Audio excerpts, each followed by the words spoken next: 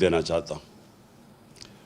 مبارک اس چیز کی دینا چاہتا ہوں کہ تقریباً 3.5 مہینے پہلے بیرونی سازش ہوئی پاکستان، ہماری حکومت کو ہٹایا گیا اور ہماری حکومت کو ہٹا کے ان لوگوں کو اوپر مسلط کیا گیا جو کیبنٹ کے 60% لوگ ضمانت پہ تھے. کرپشن کے کیسز تھے، کئی 30 جو کیبنٹ کرپشن کر رہے تھے. تو ایک تو قوم کی توہین کی گئی کہ ہمیں اس طرح سمجھا گیا کہ ہم بھیڑ بکریاں ہیں، کہ کسی کو بھی ان کے اوپر مسلط کر دو تو قوم چپ کر کے بھیڑ بکریوں کی طرح قبول کر لے گی. اور اس کے بعد صرف یہی نہیں کہ ہماری گورنمنٹ ہٹائی گئی، بلکہ اس کے بعد پورا ایک پروگرام بنایا گیا کہ کسی نہ کسی طرح ہمیں اتنا دبایا جائے کہ اس کے بعد اٹھ ہی نہ سکے ہماری جماعت. ہم نے جب 25 مئی کو ایک پرامن احتجاج کی کال دی اس بیرونی سازش کے خلاف، اور یہ جو ہمارے اوپر کرپٹ ترین لوگوں کو مسلط کیا گیا تھا، تو جب ہم نے کال دی تو ساری قوم کے سامنے جس طرح کا ظلم کیا گیا، ایک وہ جماعت جس کی کوئی تاریخ ہی نہیں آج تک کبھی انہوں نے توڑ پھوڑ کی ہو یا کوئی انتشار کی، پالیٹکس کی ہو، فیملیز نکلی ہوئی تھی. اور وہ ابھی بھی میری آنکھوں کے سامنے وہ سین ہے کہ جس طرح عورتوں پہ، بچوں پہ، فیملیز کے اوپر جس طرح شیلنگ کی گئی، اور پھر یہ سمجھا کہ یہ کرش کر دیں گے، ہمیں اتنا خوف زدہ کریں گے کہ ہم چپ کر کے گھروں میں بیٹھ جائیں گے. تو میں آج اپنی قوم کا اس لیے آپ کا شکریہ ادا کرتا ہوں اور اللہ کا شکر ادا کرتا ہوں کہ اس کا خاص کرم ہے ہمارے پہ کہ ان 3.5 سالوں میں بجائے اس کے کہ قوم اتنی خوف زدہ ہو کے گھروں میں بیٹھ جائے اور یہ ظلم کو قبول کر جائے، لوگ ایک قوم بننا شروع ہو گئے. پاکستان ایک قوم بننی شروع ہو گئی. میں نے اپنی زندگی میں صرف ایک دفعہ دیکھا تھا، اور مجھے ابھی بھی یاد ہے، میں عمر میری چھوٹی تھی، 1965 کی جنگ میں مجھے تب جو بھی زندہ تھے تب سب کو لگا کہ ہم ایک قوم بن گئے، ایک قوم کھڑی تھی. تو یہ میں نے پہلی دفعہ اس کے بعد اپنی ملک کو ایک قوم بنتے دیکھا ہے. جس طرح لوگ نکلے ہیں اس بائی الیکشنز میں نے جو 2018 کا جنرل الیکشن تھا، جب ہمارا پورا ویو آیا ہوا تھا، تب میں نے پبلک کو ایسے نہیں نکلتے دیکھا جس طرح یہ جو 20 بائی الیکشن ہوئے ہیں پنجاب میں، جس طرح اس وقت میں نے اپنی قوم کو نکلتے دیکھا. اور ہر چیز کے باوجود میں اس لیے بھی آپ کو آج مبارک دیتا ہوں، اللہ کا شکر ادا کرتا ہوں، اپنی قوم کا شکریہ ادا کرتا ہوں کہ ہر حربہ استعمال کیا گیا ہمیں ہرانے کا. پہلے تو ایک غیر آئینی طور پہ اس کو حمزہ کو بٹھا دیا گیا پنجاب کا وزیر اعلیٰ، اس کی کوئی آئینی حیثیت نہیں تھی، اور اس کو سپریم کورٹ نے کہا کہ تم نے کوئی بھی اسٹیٹ مشینری، ایڈمنسٹریشن، پولیس کو بالکل استعمال نہیں کرنا یہ الیکشن کو متاثر کرنے کے لیے. اس نے ہر چیز استعمال کی، اس نے ایڈمنسٹریشن استعمال کی، ہمارے اوپر پورا یعنی کوئی کسر نہیں چھوڑی کہ انہوں نے الیکشن کو متاثر کرنے کے لیے. اور جو سب سے شرمناک رول تھا وہ پاکستان کی الیکشن کمیشن کا تھا. الیکشن کمیشن نے پورا مل کے نون لیگ کے ساتھ یا حمزہ کے ساتھ پورا مل کے انہوں نے ہمیں الیکشن ہرانے کی کوشش کی. تو یہ ایک معجزہ ہے کہ اس سب چیز کے باوجود صرف کیونکہ ایک زندہ قوم کھڑی تھی، ایک زندہ قوم نظر آئی، جس طرح لوگوں نے پولنگ بوتھس پہ گئے, ہمارے کئی جگہ پولنگ ایجنٹس نہیں تھے, اس کے باوجود جس طرح الیکشن لڑا گیا, میں آپ سب کو سلام پیش کرتا ہوں. اور یہ آپ جو دیکھ رہے ہیں, یہ ایک نئی تاریخ بن رہی ہے پاکستان کی. لیکن اس سے پہلے ہوا کیا اس سازش سے, میں اپنے جلسوں میں بھی کہہ بیٹھا ہوں, لیکن میں آپ کو بار بار یہ چیز دہرانا چاہتا ہوں کہ ہمارے ملک سے ہوا کیا, کہ ایک ملک جو ترقی کر رہا تھا, جو سارے پاکستان کے جو معیشت کے جو انڈیکیٹرز ہوتے ہیں, یعنی جو اکنامک انڈیکیٹرز ہوتے ہیں, وہ سارے صحیح راستے پہ جا رہے تھے. پاکستان کی اکنامک سروے جو اس حکومت کی سروے جو نکلتی ہے, انہوں نے جو جون میں اکنامک سروے نکالی, اس کے مطابق پاکستان 6% اپنی اس کی جو معیشت تھی گرو کر رہی تھی, یعنی ہماری دولت کے اندر 6% اضافہ ہو رہا تھا, اور اس سے پچھلے سال 5.6% پہ اضافہ ہوا.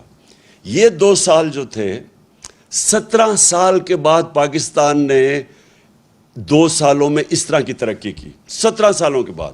اور وہ کب پہلے تھا؟ جنرل مشرف کے دور میں. تب کیوں ترقی ہوئی؟ کیونکہ ہم امریکہ کی جنگ لڑ رہے تھے, اور جب ہم امریکہ کی جنگ لڑ رہے تھے تو ڈالرز آ رہے تھے باہر سے, وہ ہم اپنی وجہ سے نہیں, باہر سے پیسہ آ رہا تھا, جس کی وجہ سے پاکستان نے ترقی کی. یہ 17 سال کے بعد اس طرح کی ترقی ہوئی. ہماری زراعت 4.4% پہ اوپر آئیں. 4 ہماری جو فصلیں تھیں ان کی بمپر کراپ یعنی ریکارڈ پیداوار ہوئی 2 سال. جو فیوچر ہے پاکستان کا, ٹیکنالوجی کا, ہم نے جو اپنی ٹیکنالوجی کی جو سیکٹر کی مدد کی, 2 سالوں کے اندر 75% ہماری آئی ٹی کی ایکسپورٹس بڑھی. اور ہم جو باقی ہمارے پلانز ابھی آگے تھے, ٹیکنالوجی زونز کو جو ابھی ڈیولپ کر رہے تھے, باہر سے انویسٹمنٹ آ رہی تھی, وہ بیچ میں رہ گئی. لیکن ٹیکنالوجی کی طرف ہم پورے اپنی, کیونکہ نوجوان آبادی ہماری, یہ فیوچر ہے, اس کے اوپر بھی, اس راستے پہ بھی نکل گئے تھے. اور جو سب سے زیادہ ضروری, جو مجھے خوشی ہوئی جس چیز کی, کہ ہم نے پاکستان کے اندر پہلی دفعہ ایک اپنے ملک کو فلاحی ریاست کی طرف لے کے جا رہے تھے. اور وہ کیا کہ ہم نے وہ چیز کی جو آپ اکثر دنیا کے ملک میں دیکھ لیں, ہیلتھ کارڈ, ہیلتھ انشورنس. ایک غریب گھرانے کے لیے جو سب سے تکلیف دہ چیز ہوتی ہے, جو بے بسی ہوتی ہے غریب گھرانے میں, وہ تب کہ اگر بیماری ہو گھر میں اور پیسہ نہ ہو علاج کروانے کا. اور یہ جو بھی, میں بلکہ غریب گھرانے چھوڑیں, سفید پوش گھرانوں کے اندر بھی یہ ہوتا ہے کہ کئی دفعہ ہوتا کیا ہے کہ ایک ایسی بیماری آ جاتی ہے جس کی وجہ سے جو بجٹ ہے ایک خاندان کا وہ اپسیٹ ہوتا ہے, اور وہ خاندان ہی مقروض ہو کے غربت کی لکیر سے نیچے چلا جاتا ہے. تو یہ بہت بڑا قدم ہم نے اٹھایا تھا کہ اپنے لوگوں کو ہیلتھ انشورنس 10 لاکھ روپے 1 سال میں خاندان کسی بھی ہسپتال میں جا کے اپنا علاج کروا لے. تو پہلی دفعہ غریب لوگ پرائیویٹ ہاسپٹلز میں جا کے علاج کروا رہے تھے. تو فلاحی ریاست کے لیے ہیلتھ کارڈ جو سب سے ضروری.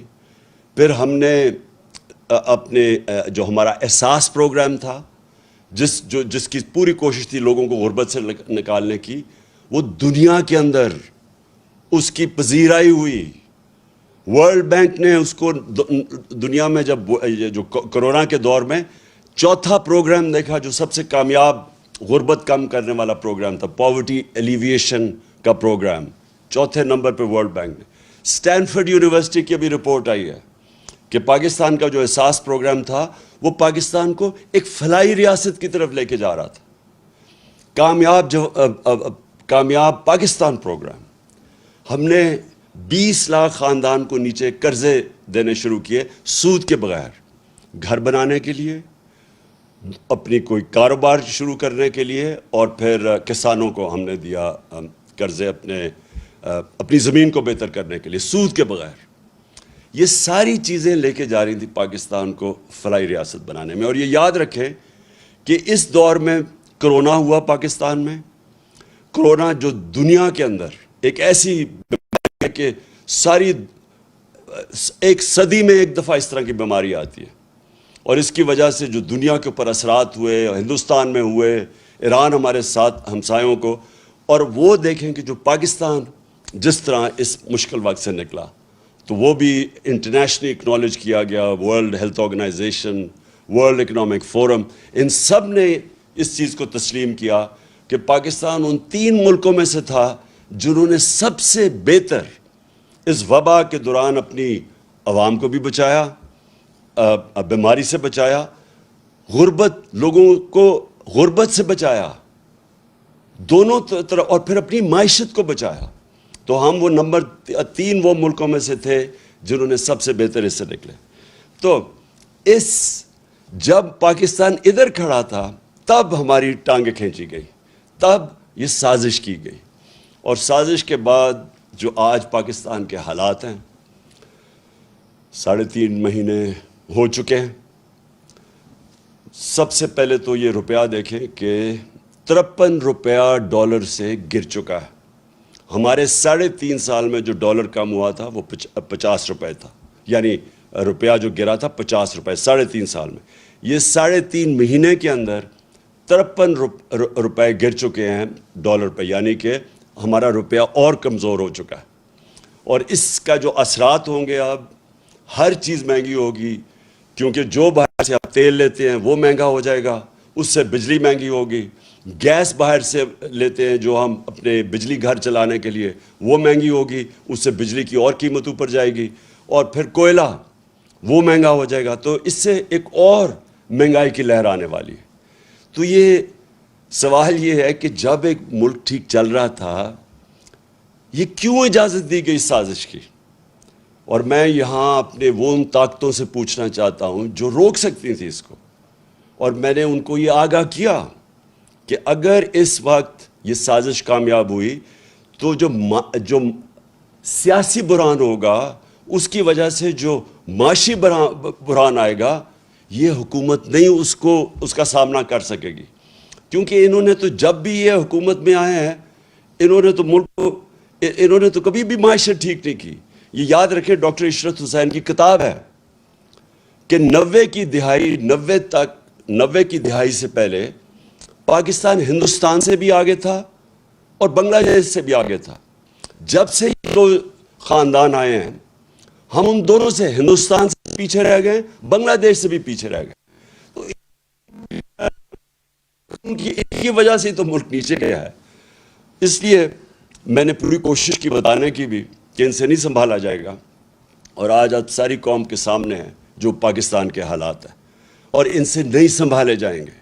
جدھر آج یہ ہے کہ الیکشن کمیشن نے ہمارے خلاف غلط فیصلہ کیا تھا, انہوں نے باعث تھا, جانبدار تھے, انہوں نے جو فیصلہ کیا تھا وہ ایمانداری سے نہیں کیا تھا.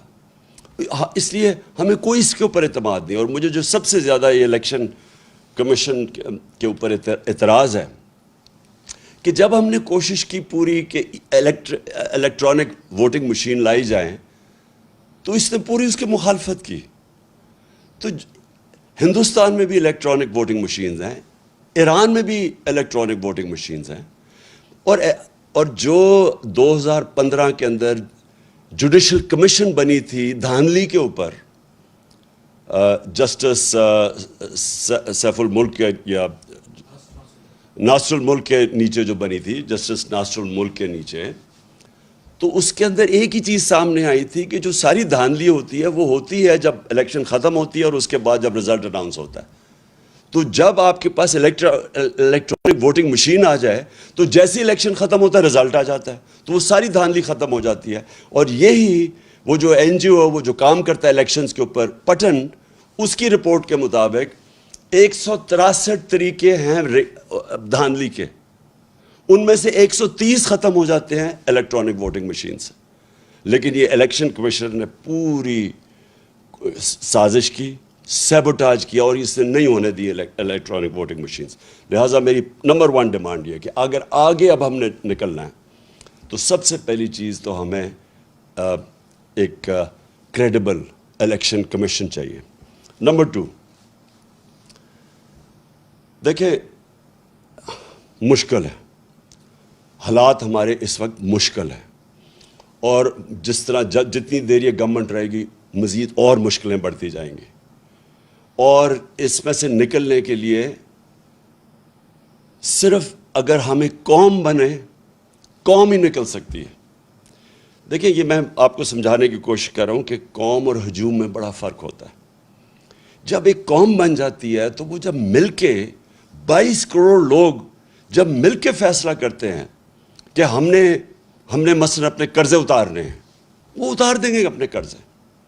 جب ایک قوم فیصلہ کرتی ہے کہ ہم نے ٹیکس اکٹھا کرنا ہے تاکہ ہمارے پاس پیسہ ہوتا ہے کہ ہم اپنے اسکول بنائیں, ہسپتال بنائیں, اپنی انفراسٹرکچر ٹھیک کریں, وہ کر سکتی ہے قوم. جرمنی اور جاپان دوسری جنگ عظیم کے بعد بالکل ختم ہو گئی تھی, ایک بلڈنگ نہیں کھڑی تھی. آپ تصویریں دیکھیں ان کی. دوسری جنگ عظیم کے بعد جاپان کے اوپر 2 ایٹم بم گر چکے تھے, ان کی ایک بلڈنگ نہیں کھڑی تھی. لیکن کیونکہ وہ قومیں تھیں, قوموں نے مل کے 10 سالوں میں وہ پھر سے کھڑے ہو گئے. تو ہم تو اللہ نے اس ملک کو اتنا زیادہ دیا ہے کہ ہمیں, آپ کو بھی نہیں اندازہ کہ اس نے کتنی نعمتیں بخشی ہیں. لیکن وہ ہم تب تک, جب تک ہم قوم نہیں بنتے, ایک قوم بن کے ہم اس کا مقابلہ نہیں کرتے, ہم ان نعمتوں کا نہیں فائدہ اٹھا سکیں گے. ہم جب, مجھے بڑی اچھی طرح یاد ہے جب زلزلہ آیا پاکستان میں 2005 اور 2010 میں جب سیلاب آیا, کیونکہ میں کام کر رہا تھا, ریلیف ورک کر رہا تھا, میں لوگوں کے بیچ میں تھا. تو جو اگر دیکھنا تھا, اگر اس کی آپ کو کسی نے سٹوریز لکھی ہوں, تو جب قوم نے مل کے ان دونوں بحران, زلزلے کا اور سیلاب کا, ہمیں کوئی, سیلاب میں تو ہمیں امداد بھی کسی نے نہیں دی. انہوں نے کہا آصف زرداری اوپر بیٹھا ہوا ہے, یہ ہم کوئی پیسے نہیں اسے دیں گے کیونکہ یہ اس کے پیسے سیدھے ملک سے باہر چلے جائیں گے. پیسے بھی نہیں ملے, لیکن ہر پاکستانی نے شرکت کی. بیرون ملک پاکستانی مجھے انوائٹ کر کے پیسے دیتے تھے کہ آپ یہ سیلاب زدہ لوگوں کی مدد کریں, اور ہم اس سے نکل گئے کیونکہ قوم سب کچھ کر سکتی ہے. تو ابھی بھی جو اب سامنے ہمارے راستہ ہے, اس میں باحیثیت ہم قوم مقابلہ کر سکتے ہیں. اور جو سب سے پہلے میرا جو پلان بنا ہوا ہے کہ اگر ہمیں حکومت ملتی ہے تو ہم کیا کریں گے, میں سب سے پہلے اپنے بیرون ملک پاکستانیوں کو موبلائز کروں گا.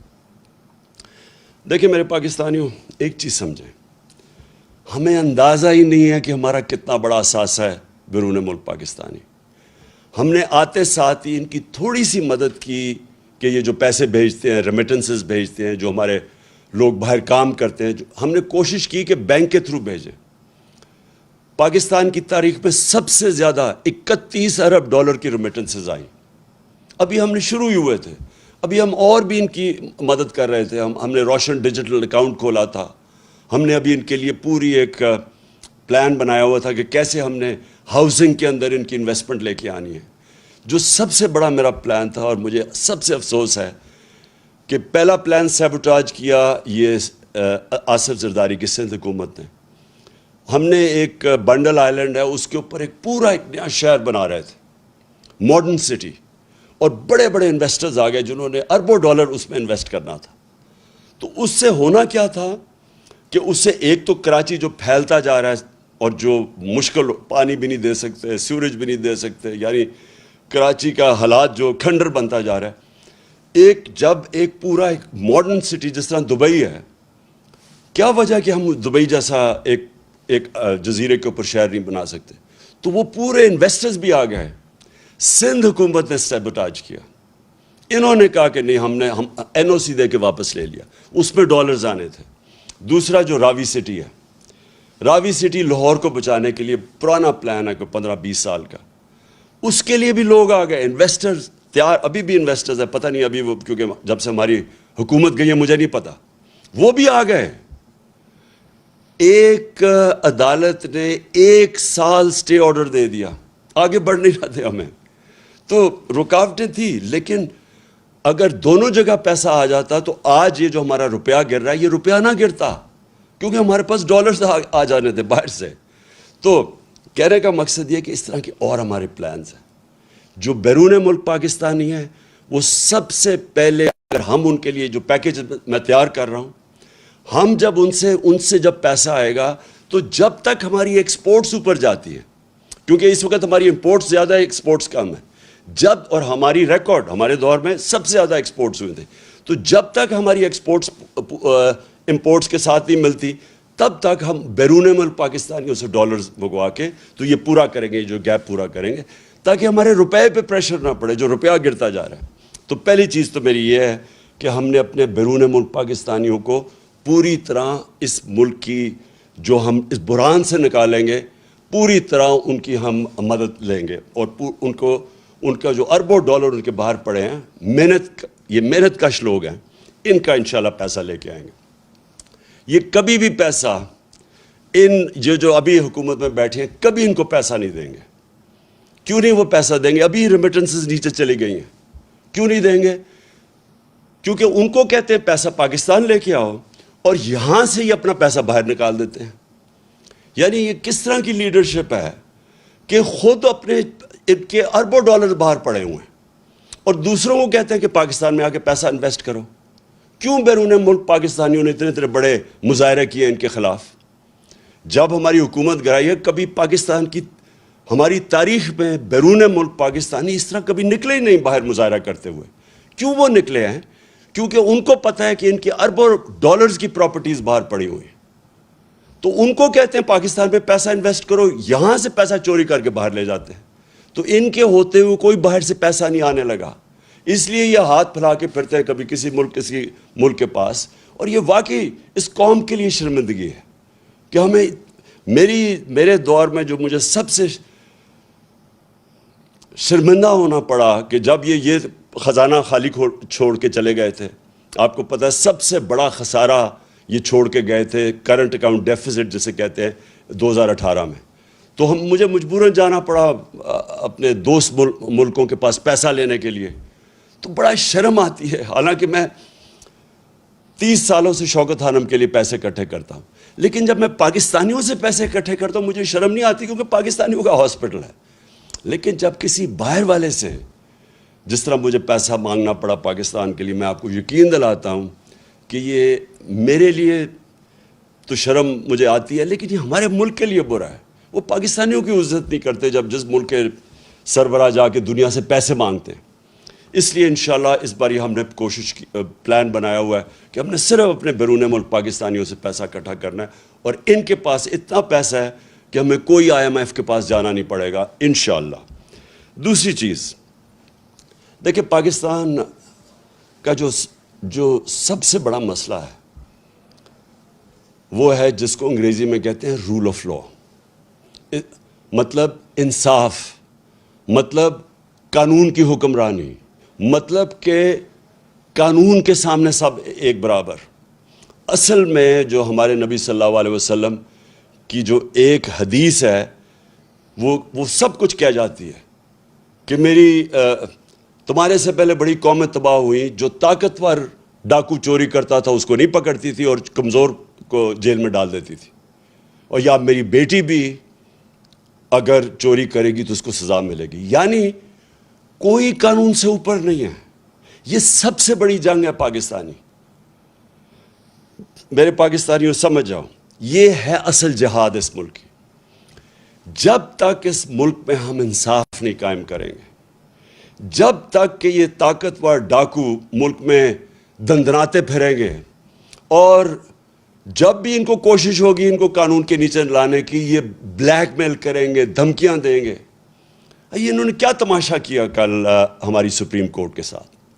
سپریم کورٹ ایک چھوٹا سا سوال پوچھ رہا تھا، چھوٹا سا سوال تھا کہ صرف یہ بتا دو کہ کہاں، اور سپریم کورٹ کی رولنگ کو وہ کی بات تھی، وہ سپریم کورٹ یہ کہہ رہا تھا ایک جگہ ہمیں بتا دو کہ کیا پارٹی ہیڈ فیصلہ کرتا ہے یا پارلیمنٹری ہیڈ فیصلہ کرتا ہے. بس یہ چاہتا، کیونکہ پارلیمنٹری ہیڈ نے فیصلہ کیا تھا اور پرویز الہی جیت گیا تھا، یہ کہہ رہے تھے کہ نہیں جی پارٹی ہیڈ جس کو انہوں نے آصف زرداری گیا اس کو شام کو مل کے اور اس نے اس کو کہا کہ جی پارٹی ہیڈ نے دوسرا فیصلہ کر دیا.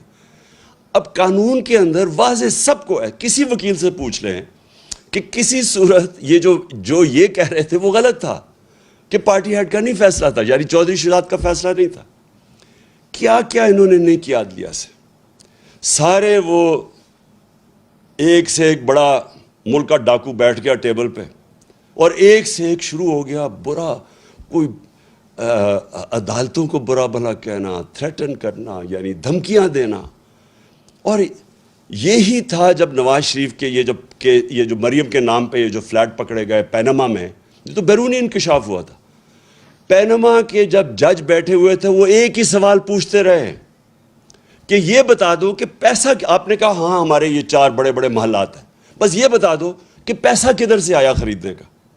وہ جواب نہ دیں, سارے دنیا کی جواب دیتے رہے. اور وہ یہ بات صرف یہ کہنے کی, یہ قانون کے اوپر سمجھتے ہیں اپنے آپ کو, یہ سمجھتے ہیں کہ یہ قانون صرف کمیوں کے لیے ہے, یہ صرف عام لوگوں کے لیے قانون ہے, ہم کوئی بہت ہی خاص چیز ہے جو قانون سے اوپر ہے. اور یہ سب سے بڑا مسئلہ ہے پاکستان کا. جب تک ہم ان بڑے بڑے مافیاز کو, یہ جو بڑے بڑے کارٹیلز بیٹھے ہوئے ہیں, مونوپولیز بیٹھی ہوئی ہیں, یہ جو مل کے قیمتیں اوپر بٹھا, جس طرح شوگر مافیا بیٹھ کے اوپر چینی کی قیمت کر دیتا ہے, عوام کو پستا ہے, جب تک ہم ان لوگوں کو قانون کے نیچے نہیں لے کے آئیں گے پاکستان ترقی نہیں کر سکتا. اور یہ ہے اس ملک کی جنگ. آج سے 26 سال پہلے میں نے جب اپنی پارٹی اناؤنس کی تھی تحریک انصاف, اس کا مطلب ہی یہ تھا, کیونکہ میں تو باہر دنیا میں دیکھ لیا تھا, میں تو برطانیہ میں یہ جو قانون کی حکمرانی دیکھ لی تھی, وہاں تو کوئی قانون کے اوپر نہیں ہے. آپ یہ سوچیں کہ ان کا پرائم منسٹر بورس جانسن بھاری اکثریت سے جیتتا ہے الیکشن, اس کی پارٹی اس کو نکال دیتی ہے. کیوں نکالتی ہے؟ صرف ایک چیز سے, انہوں نے کہا سب کے لیے قانون تھا کہ کرونا کے دوران آپ نے اکٹھے نہیں ہونا, تو آپ کیوں اکٹھے ہو گئے؟ اس چیز کے اوپر اس کو نکال دیتے ہیں. یہاں اربوں روپے کی پراپرٹیز ان کی باہر پکڑی جاتی ہیں, جواب دے نہیں سکتے, اور وہ لیڈر بنے ہوئے ہیں. اور اس کی 2 وجوہات ہیں. سب سے پہلی کہ اس ملک کے اندر ہم نے آنے نہیں دی قانون کی حکمرانی. یا ملٹری ڈکٹیٹرز تھے, وہ ویسی قانون کے اوپر تھے, وہ ویسی قانون توڑ کے آتے تھے. پچھلے 62 سال میں آدھا وقت ملٹری ڈکٹیٹرز رہے ہیں اور آدھا وقت یہ 2 خاندان رہے ہیں. اور یہ 2 خاندان جب بھی ان کو کوشش کرتے ہیں, ان کے کرپشن کیسز, یہ سارا وقت یا تو ملک سے باہر بھاگ جاتے ہیں, اور یا پھر یہ سارا وقت یہ کہتے ہیں کہ جی آپ کی جرت کیسے پڑی کہ ہمیں قانون کے نیچے لانے کے لیے. اور جب تک یہ نہیں ہوگا میرے پاکستانیوں, جب تک ہم اپنے ملک میں انصاف قائم نہیں کر سکیں گے, جس ملک میں صرف غریب لوگ جیلوں میں جائیں اور طاقتور ڈاکو ایوانوں میں پھرے پرائم منسٹر بن جائے, اتنے بڑے کیسز ہوں, جب تک ہم یہ نہیں کر سکیں گے, یہ ہے اصل جہاد اس ملک کی. تو میری کوئی کسی سے دشمنی نہیں ہے. یہ مجھے یہ بڑا عجیب لگتا ہے کہ کہتے ہیں جی, مجھے کئی صحافی بھی کہتے ہیں عمران صاحب آپ ان سے کیوں نہیں بات چیت کرتے, آپ بات ہی نہیں کرتے. بات چیت سب سے کرتا ہے پولیٹیشین. طالبان ہیں, جو ٹی ٹی پی ہے, ان سے بھی بات کرنے کے لیے ہم تیار ہیں. ہم وہ جو بلوچستان کے اندر جو سیپریٹسٹ ہیں ان سے بھی بات کر سکتے ہیں. سندھ میں جو کہتے ہیں سدھو دیش, ان سے بھی سب سے بات کر سکتے ہیں. لیکن جس دن آپ چوروں کے ساتھ ڈیل کرتے ہیں آپ کا معاشرہ تباہ ہو جاتا ہے. میں آپ سے پوچھتا ہوں, کیا اگر آپ کے گھر کو ڈاکہ مار لے اور آپ کہیں جی آپ اس سے بات کریں, آپ کیوں نہیں بیٹھ کے بات چیت کر دیتے, تو وہ تو سارے ڈاکے مارنے شروع ہو جائیں گے. آپ اگر جب تک سزائیں نہیں دیں گے ڈاکے مارنے والوں کو تو معاشرہ تو چلتا ہی نہیں ہے آگے. سو یہ ذہنوں میں ڈال لیں کہ بات چیت میری کوئی ذاتی دشمنی نہیں ہے, لیکن اگر ہم نے ملک کو بچانا ہے, اور کوئی ملک آج مجھے بتا دے, سوئٹزرلینڈ, جو ملک خوشحال ہے, سارے خوشحال ملکوں کے اندر ایک چیز ہے, کوئی قانون سے اوپر کوئی انسان نہیں ہے. اور یہ ہمارے, پھر سے میں اپنی قوم کو بار بار بتاتا ہوں کہ میرے پیارے نبی صلی اللہ علیہ وسلم نے 1500 سال پہلے تقریباً یہ کہہ دیا تھا کہ اگر تم نے تباہ ہونا ہے تو طاقتور ڈاکوں کو چھوڑ دو اور کمزور کو پکڑو، اور یہ ہمارا اس وقت سب سے بڑا چیلنج ہے۔ اس کے بعد جو اللہ کا حکم ہے امر بالمعروف، دیکھیں میں نے اپنا ٹائم کتنے 20-25 سال گزارے ہیں برطانیہ کے اندر، اتنا بڑا فرق ہے ان کے اور ہمارے معاشرے میں۔ دیکھیں ایک معاشرہ اچھائی کے ساتھ جب تک نہیں کھڑا ہوتا تو برائی اوپر آ جاتی ہے۔ اللہ کا حکم ہے کہ امر بالمعروف، اچھائی کے ساتھ کھڑے ہو اور برائی کے خلاف کھڑے ہو، برائی کے خلاف جہاد کرو۔ یہ جس کو کہتے ہیں جب تک آپ اپنی اخلاقیت کا معیار اوپر نہیں اٹھاتے معاشرہ اوپر نہیں جاتا۔ جب ہم اچھے برے کی تمیز ہی ختم کر دیتے ہیں، جن کے اوپر اربوں روپے کے کیسز ہیں کرپشن کے، ان کے اوپر پھول پھینکتے ہیں، جو ملک سے ایک سزائے یافتہ ملک سے جھوٹ بول کے فرار ہوا ہے اور اسے کہتے ہیں جی کو اس کے کیسز ہی معاف کر دو۔ یعنی جب ہم یہ کرتے ہیں، یا یہ جو چور اوپر آ کے بیٹھ گئے ہیں جن کو سزا ہونی تھی، ہم اپنے معاشرے کو تباہ کر لیتے ہیں۔ جب بھی آپ کوئی ایڈوانس معاشرہ دیکھیں گے اس میں آپ یہ دیکھیں گے امر بالمعروف۔ اور پھر جو آخری دو چیزیں، پاکستان میں کتنی زبانیں ہیں، صوبے ہیں، ہم یعنی کافی فرق ہے ایک دوسرے سے۔ اوپر سے شروع کریں گلگت بلتستان سے، چترال جائیں، قبائلی جو پرانا قبائلی علاقہ تھا بلوچستان، فرق ہے، زبانیں بھی فرق ہیں، لیکن ہمارا رشتہ ہے کہ اے اللہ تیرے سوا کوئی خدا نہیں۔ دیکھیں یہ جو رشتہ ہے ہمیں یہ مضبوط کرنا ہے، یہ ہے نظریہ پاکستان۔ اور نظریہ پاکستان جب لا الہ الا اللہ کا نعرہ لگا تھا تو وہ کیوں لگایا تھا؟ کیونکہ جو ہمارے فاؤنڈنگ فادرز تھے، علامہ اقبال اور پھر قائد اعظم، ان کی علامہ اقبال کا ساری جو آپ پڑھیں ان کی جو انہوں نے جو ساری اپنی فلسفہ ان کا لکھا، سوئے ہوئے مسلمانوں کو جگا رہے تھے، ایک غلام قوم کو جگا رہے تھے، خودداری پیدا کر رہے تھے، خود ہی وہ صرف یہ بتا رہے تھے کہ غلام بڑے کام نہیں دنیا میں کر سکتے، اللہ نے بہت بڑا انسان کا مقام بنایا ہوا ہے، لیکن اوپر انسان صرف تب جا سکتا ہے، اقبال کا شاہین صرف تب بن سکتا ہے جب وہ غلامی کی زنجیریں توڑے۔ اور غلامی ایک تو یہ کہ جسمانی غلامی یعنی جو انگریز کی غلامی تھی، اور پھر قائد اعظم نے پاکستان کے جب کیس لڑا تو انہوں نے کہا کہ انگریز کی غلامی کے بعد ہم ہندو کی غلامی نہیں کرنا چاہتے، ہم آزاد قوم رہنا چاہتے۔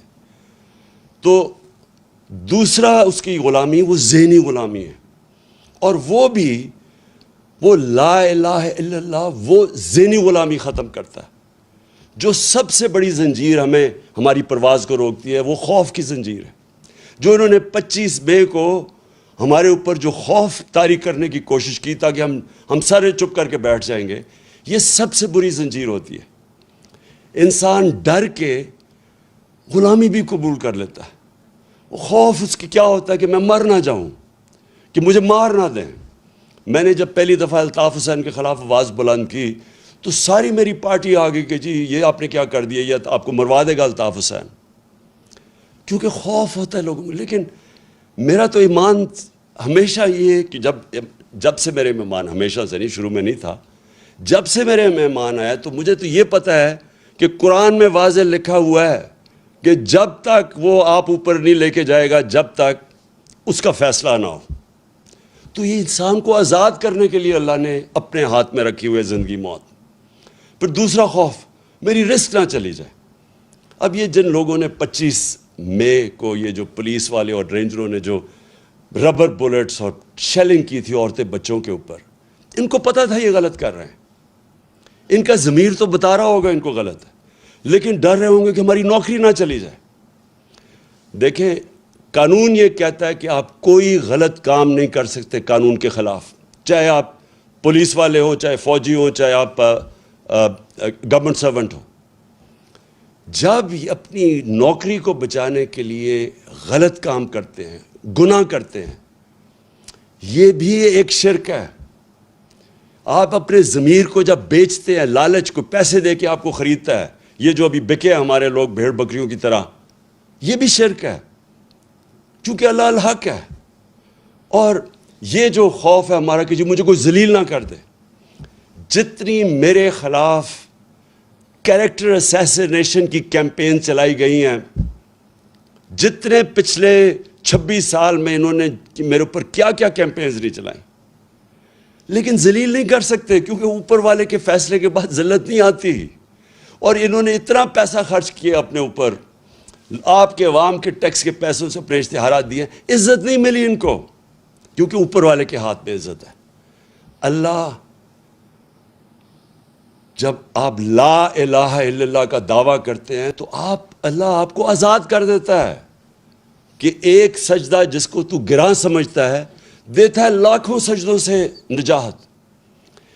جب آپ ایک اللہ کے سامنے سجدہ کرتے ہیں آپ آزاد ہو جاتے ہیں۔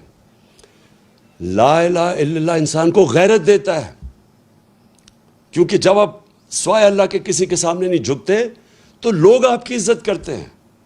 اور قوموں کا بھی یہی ہے کہ جب ایک دھمکی آئے امریکہ سے اور ایک دھمکی کے اوپر ہم ان کی جنگ میں شامل ہو جائیں اور اپنے 80,000 لوگوں کو قربان کر دیں امریکہ کے لیے، اور پھر برا بھلا بھی وہ ہمیں کہیں، اور ہم اپنا قبائلی علاقہ تباہ کر دیں ان کو خوش کرنے کے لیے، اور ہم 100 ارب ڈالر سے اوپر اپنے ملک کا نقصان کر دیں، اور ہمارے ملک میں 400 ڈرون اٹیک کریں، جس کی کوئی مثال ہی نہیں ہے کہ آپ جس ملک کی مدد کر رہے ہیں وہ آپ کے اوپر ہی ڈرون اٹیک کر رہا ہے، عورتیں بچے مار رہا ہے، اور کوئی بولے نہ خوف کی وجہ سے کہ وہ امریکہ سپر پاور ہے۔ یہ ہے شرک، میری نظر میں یہ شرک ہے۔ میں جب یہ جنگ چل رہی تھی میں مسلسل کہتا رہا کہ یہ غلط ہے، مجھے کہہ رہے تھے طالبان خان ہے اور ہر قسم کی میرے اوپر، بلکہ یہ اخباروں میں پڑھے مجھے انہوں نے کیا کیا کہا کہ دہشت گرد ہے اور یہ اور وہ ہے۔ دیکھیں، میں اپنی قوم کو سب کو کہنا چاہتا ہوں، ہم نے اپنے آپ کو ذلیل کیا ہے یہ شرک کر کے۔ آپ ریمنڈ ڈیوس مزنگ کے اندر دن دہاڑے 2 پاکستانیوں کو 19 اور 20 سال کے لڑکوں کو گولی مار دیتا ہے۔ اس کی بیوی خودکشی کر لیتی ہے کہ مجھے یہ انصاف نہیں ملے گا کیونکہ امریکن نے گولی ماری ہے۔ آپ کو پتہ ہے کہ پاکستان کے انصاف کے نظام نے کیا کیا؟ اس کو پکڑ کے امریکنز کو واپس کر دیا اور وہ کھلا پھرا تھا۔ کیا پاکستانی وہاں یہ کرے تو کیا وہ معاف کریں گے؟ ہمارے ایمل کانسی نے امریکہ کے اندر 2-3 لوگ قتل کر دیے اور وہ پاکستان آ گیا۔ انہوں نے پاکستان آ کے ہمارے قانون کے یعنی ہماری عدالتوں کے بغیر یہاں سے آ کے اغوا کر کے لے گئے، اور ہم نے ان کی مدد کی اغوا کرنے کے لیے۔ اور امریکہ کے اندر جج پوچھتا ہے کہ آپ نے پاکستان سے اس کو اٹھا کے لے آئے، کیسے آئے؟ تو اس کا وکیل کہتا ہے کہ پاکستان ڈالر کے لیے اپنی ماں کو بھی بیچتے ہیں۔ یہ ہم نے ذلت اٹھائی ہے، یہ ہمارا قصور ہے، یہ امریکہ کا قصور نہیں ہے، کیونکہ ہم یہ خوف کے بت کی پوجا کرتے ہیں۔ میں کبھی یہ نہیں کہوں گا کہ ہم کسی قوم کی دشمنی لیں، میں یہ کبھی نہیں کہوں گا کہ ہم امریکہ کے ساتھ اپنے تعلقات بگاڑ دیں۔ ہمیں اچھے تعلقات ہمیشہ رکھنے چاہیے امریکہ سے۔ سب سے زیادہ ایکسپورٹ کرتے ہیں ہم امریکہ کو۔ ہماری جو سب سے طاقتور کمیونٹی ہے پاکستانی، وہ امریکن پاکستانی کمیونٹی ہے۔ لیکن غلامی، اس سے بہتر ہے انسان مر جائے کہ اگر آپ نے غلامی کرنی ہے۔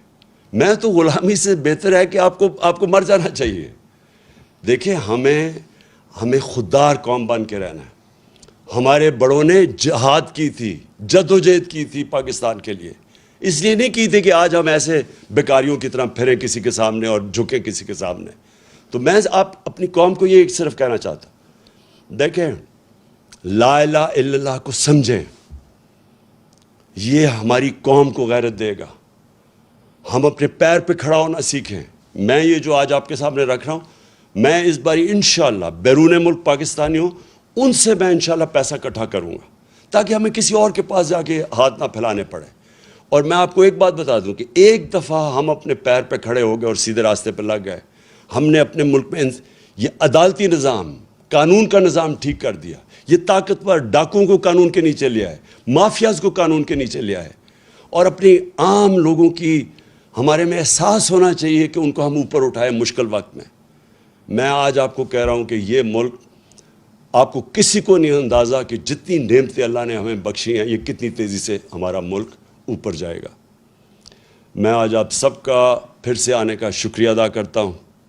میں آج آپ سب کو پھر سے پیش کرتا ہوں کہ یہ ساری جو بیرونی سازش تھی، آپ نے قوم بن کے اس کو شکست دی۔